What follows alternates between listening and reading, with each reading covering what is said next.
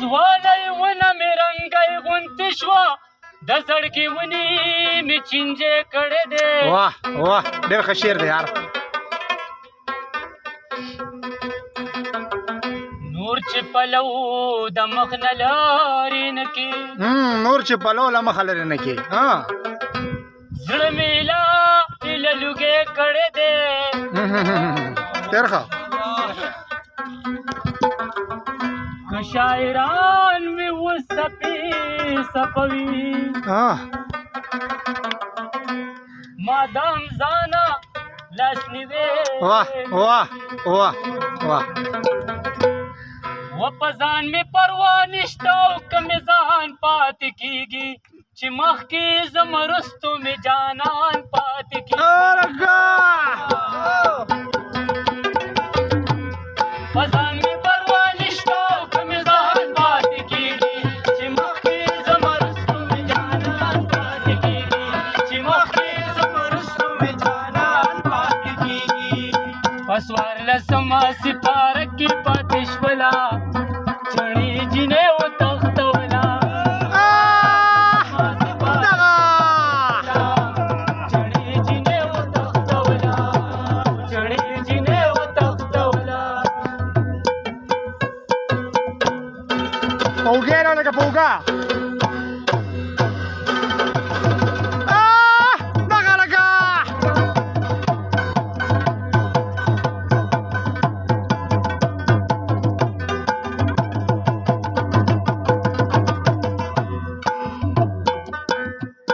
خپن یم په دې چې مرګ به راشي ما به مړ کي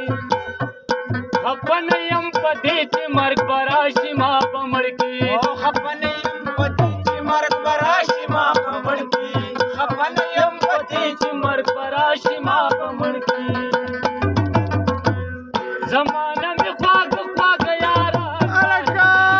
چې مخکې ځم وروستو مې جانان پاتې کېږي په ځان مې پروا نشته او که مې ځان پاتې کېږي چې مخکې ځم وروستو مې جانان پاتې کېږي چې مخکې ځم وروستو مې جانان پاتې کېږي په نیمه شپه کې په کارېږي دغه شی دې سکو ما چس ډبې دې سکو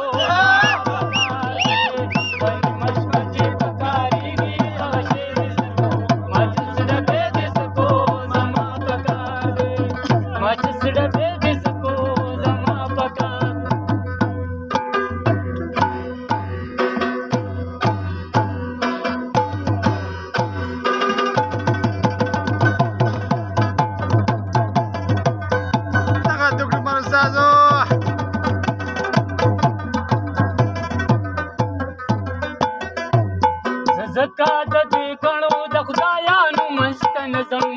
زکا د دې ګڼو د خدایانو مستنظم زکا د دې ګڼو د خدایانو مستنظم د دې خدایانو مستنظم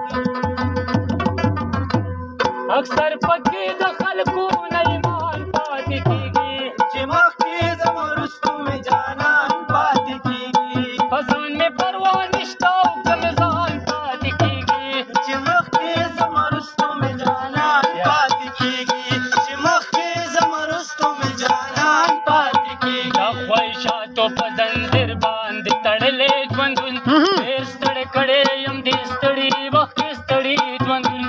زما ارمان دی چې د خم د چا په شان جوړ شمه یا د دې خپل کلي ملک جوړ شم یا خان جوړ شمه څومره مزه به کوي برېتې مې کونډه پرېښې وي په هر یو ځای کې مې شر پرېښې وي لانجه پرېښې وي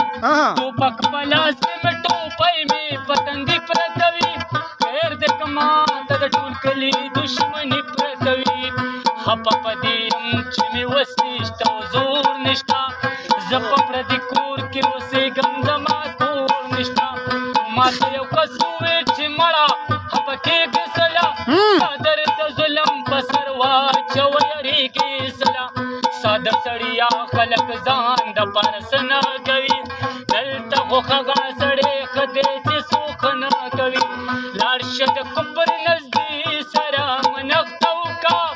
دین او ایمان پرېږده د دې خلکو نن مرسته وکړه دومره څه وکړه چې ایمان دې په سینه نکی خورشید چې دې د ظلم خواستو لخاري کی خورشید د خپل عزت دپاره ویشتې کوه ستړي کوه په درې څلور لکه روپۍ خلکونه مړي کوه لاړ شه ټوپک واخله په کلي کې سړی وله یا د چا پلار او یا د چا دوی وله چې قاتلان او ظالمان دي کونړی وګڼي د کلي مشر به د خلک د جرګې وګڼي یا په جرګه کې په زرګونو مچړګۍ اخله مار سړي ګاډې په بدله کې د ټانګې اخله هسې خو دا خلق دی نه مني رسوله نه مني صرف سره سترګه او ټوپک مني نور څه دا جنگ د زورورو دی چې ورنشي توپانه دا جنگ د زورورو دی چې ورنشي توپانه دا جنگ د زورورو دی چې ورنشي توپانه اکثر